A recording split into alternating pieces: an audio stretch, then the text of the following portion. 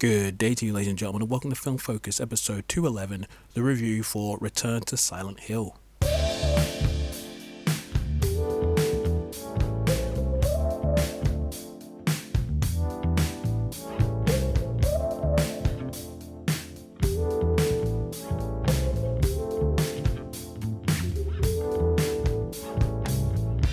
Well, hello there, ladies and gentlemen of the North, South, East, and West, and welcome to another episode of Film Focus.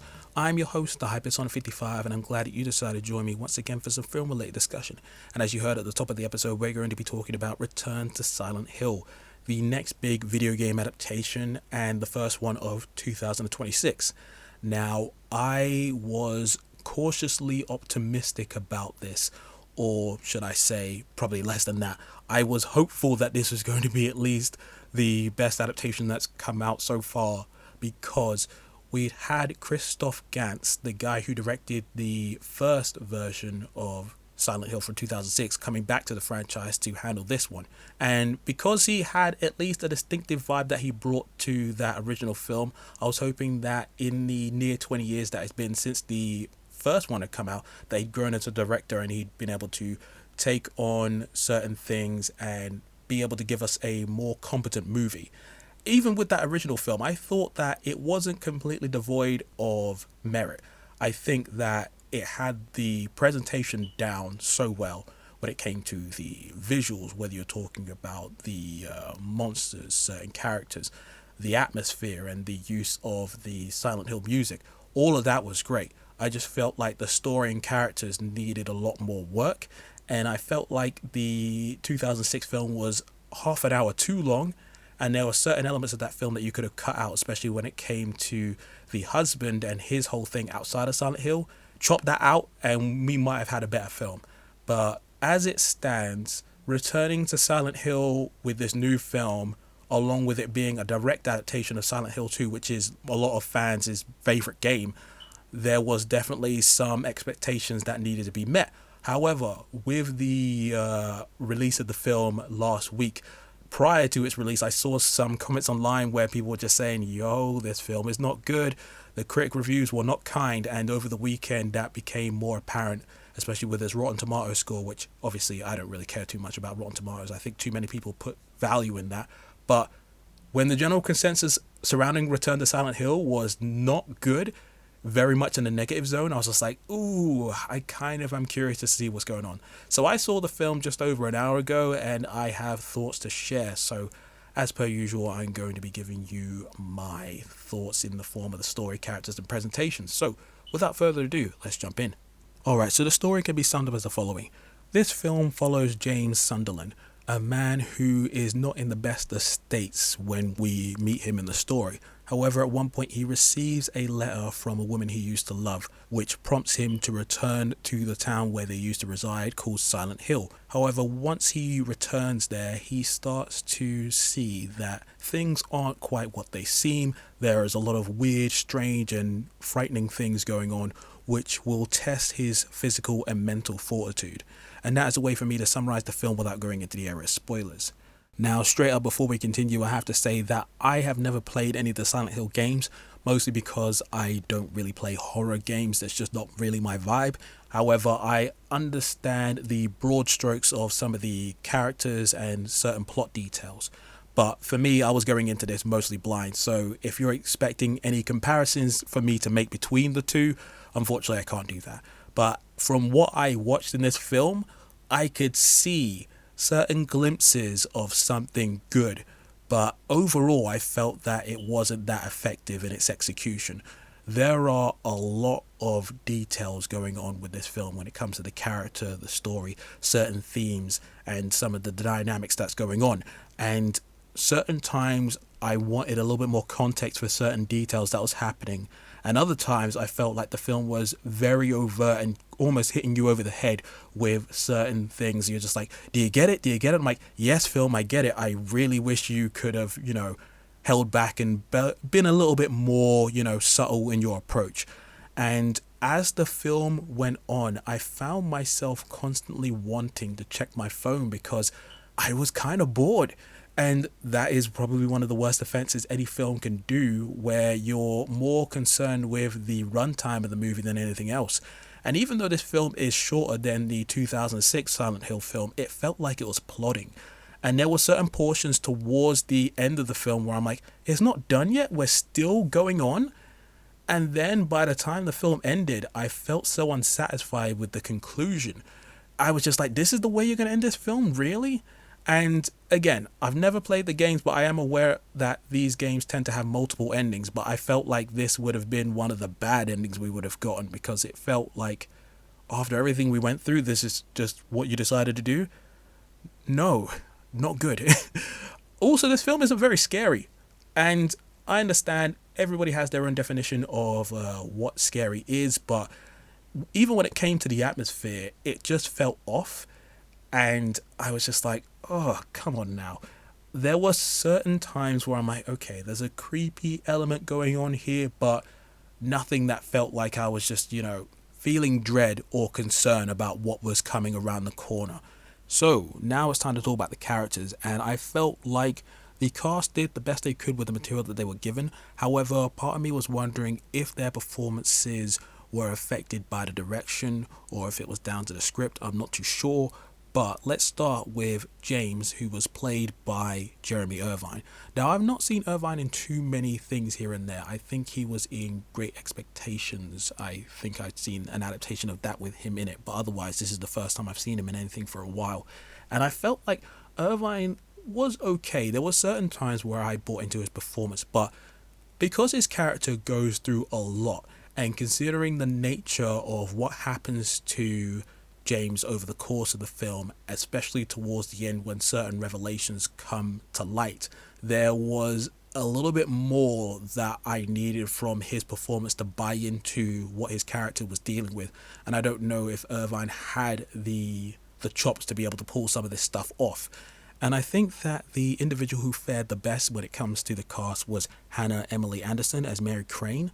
Initially, I thought her character was a bit plain, but her and Irvine had some decent chemistry here and there, though considering the nature of how things go on throughout the film, I didn't buy into their relationship as much as I would have liked. But I felt like Anderson's performance as the film went on got a little bit more interesting, and this film is a bit non-linear in the sense that you have the stuff going on with the present, but you also have some flashbacks that start to give you some context as to why certain things went down in the way in which they did. And again, as you dive deeper into the mystery of what happened in Silent Hill, what happened with James and Mary, things start to become clearer, and I found that she was the more interesting of the two main characters.